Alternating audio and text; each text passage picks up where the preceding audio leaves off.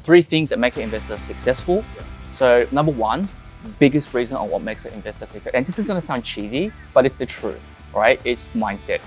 It's absolutely got to do with what's going on in their head, because if they can't get that mental game of investing done, there is no financial game. Because when you buy property, there's two games. There's a mental game and a financial game, okay? And both have to be 100%. So the mental game is all about understanding when to take an action and understanding when to not to take an action, and really be able to differentiate that when you take an action, it's based on non-emotional things that are going in your head.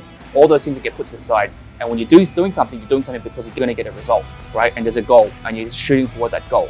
Not because your fear of the market, not because of your friends or family members telling you that you can't do it or whatever it might be. It's you have a goal and you shoot for that goal. If you look at anyone that's successful in any field, that's the attitude they have. The attitude they have inside their heads is number one most important thing. Number two is having the ability to make decisions really, really quickly.